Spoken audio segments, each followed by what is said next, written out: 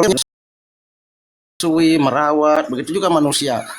Sampai pontang-panting itu orang tuanya cariin obat sampai mutang ke dokter sana sini biar anaknya hidup. Ada sampai hutang beras kayak begitu. Nah sekarang apakah begitu setelah begitu orang tuanya menjaga merawat anak lalu begitu gampangnya dibantai dan dibantai. Secara di sini sudah jelas-jelas sekali nih, sungguh menyimpang, tidak sesuai deh dengan apa yang diomongin dengan tindakannya. Ini sudah tidak wajar.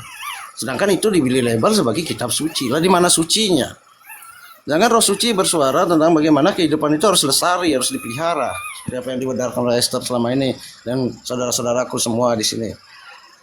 Merupakan tuntunan yang patut ditiru, tauladan. Dan di sini lambat laun banyak orang yang sudah mulai tersadarkan. Nah, bagi yang tidak ya silahkan. Itu secara fakta. Tinggal ini suara sudah jelas. Sebentar lagi pelaksanaannya sudah pasti jelas akan mewujudkan namanya kemakmuran. Jika masih dalam perdagangan, masih dalam transaksional, apapun akan bisa dijual, apapun akan bisa dikorbankan demi kesenangan. Selama ini yang dilakukan oleh para pejabat, petinggi-petinggi kita lihat kebanyakan yang oknum mungkin.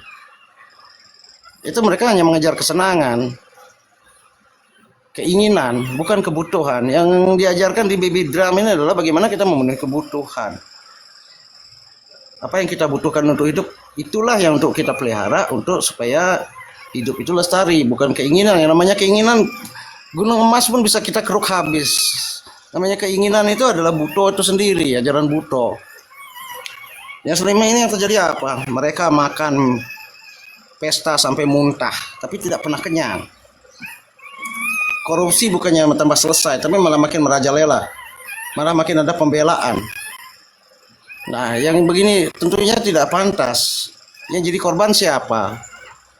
Orang lain, orang-orang yang termarginalkan, orang-orang yang mereka jadikan calon tumbal itu yang sudah sengsara, lalu ditumbalkan. Demi apa? Demi kesenangan kaum-kaum Dracula ini. Makanya kalau di film-film kita tonton yang pesta pasti Dracula, yang pesta pasti setan. Gitu. Ini terinspirasi juga sih kalau kita perhatikan kehidupan kita secara nyata. Nih, banyak manusia seperti itu, hanya mengentingkan pesta, pesta, dan pesta. Seperti di kalangan saya juga begitu, pesta-pesta terus sampai jual tanah. Habis, lalu perkara dengan keluarga. Habis itu debat lagi. Akhirnya apa? Benarkah yang sudah rohnya disucikan ritual ini itu, ritual ngaben segala macam, sudahkah bagus dalam sana?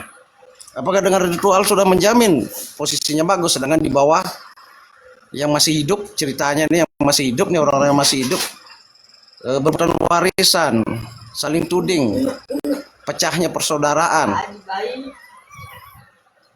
Apakah yang di sana arwahnya tenang? Nah, ini sebuah pertanyaan. Mungkin mereka semua sudah tahu jawabannya, tapi ya semuanya jadi gelap karena apa? Itu tadi Buto itu. Mereka membutakan diri, membutakan hati mereka supaya dihuni Buto, dan jiwa mereka jiwa yang membuto dan hati mereka yang hati yang membatu. Jiwa Buto dan hati batu. Nah, ini melalui apa yang dibedarkan Esther selama ini menyadarkan kami bahwa jiwa kami harus sadar menemukan cahaya. Hati kami diterangi oleh namanya cahaya kesadaran itu sendiri. Tuntunan menuju sang Jagatnata, yaitu hidup yang lestari. Nah, itu yang saya sampaikan. Sungguh luar biasa saya mendapatkan kesempatan di sini bisa mendengarkan Esther dan saudara-saudaraku semua. Itu sudah luar biasa. Sungguh kami mendapatkan tuntunan yang bajik, yang bijak dan selamat. Alhamdulillah ya. Jadi selama ini syukurlah. Selama ini walaupun sampai begadang sampai pagi dengerin Esther gitu, baca ayat, dan saudara-saudaraku tetap sehat kami di sini semua. Salam Baby Drum, Rahayu Bumi Mataram.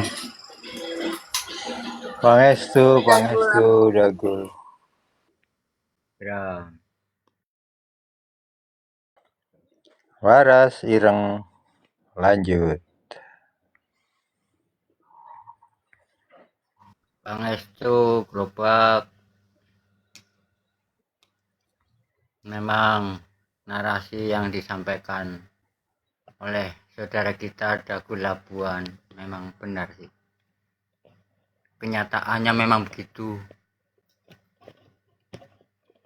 hampir sama. Ya pokoknya sama. Beliau dari umat Hindu, kebetulan saya dari dogma Islam. Ya aktivitas-aktivitasnya itu ya berujung ke tentang uang. Tidak ada yang tidak terkait dengan uang. Jadi berputarnya uang itu perdagangan memang sudah sangat melekat, mengeras di hati putra-putri Mataram yang sampai saat ini susah sekali untuk tersadarkan.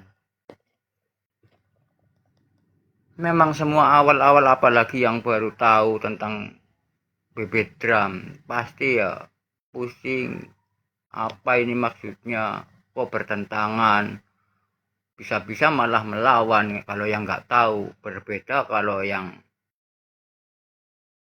agak mau belajar gitu, kalau tahu apa sih ini, harusnya mencari tahu, bukan langsung menabraknya seolah-olah merasa dirinya itu udah ini pasti benar.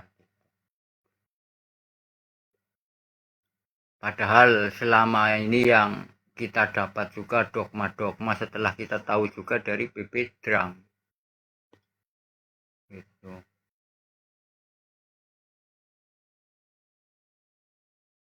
Setelah kita paham bebek drum itu apa, ternyata bebek drum itu adalah yang sekarang menjadi payung hukum jalur Ireng dalam menyuarakan tentang kebenaran hidup. Nah, payung hukum tersebut tentunya sudah melalui proses perjalanan yang cukup panjang, melelahkan, bahkan sudah mendekat ke arah nyawa Esther yang hampir. Tidak hanya itu, dengan rekayasa-rekayasanya, kenapa sih bebek drum kok mau menghancurkan atau menguburkan Indonesia, membubarkan Indonesia? Ya karena itu tadi, karena mampu melawan hukum yang dijalankan oleh NKRI. Sedangkan NKRI tidak mampu membuktikannya, memberikan bukti. Itu di situ kalahnya. Bukan memberikan bukti, malah merekayasanya. Makin bunuh diri dia.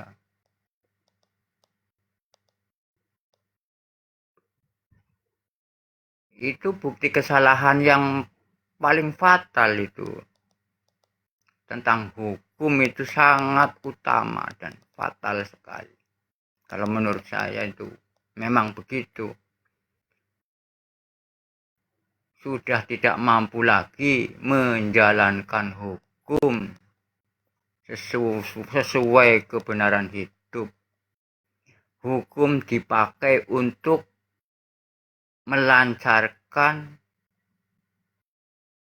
aktivitas sistem perdagangan, di mana di dalam sistem perdagangan itu tidak mungkin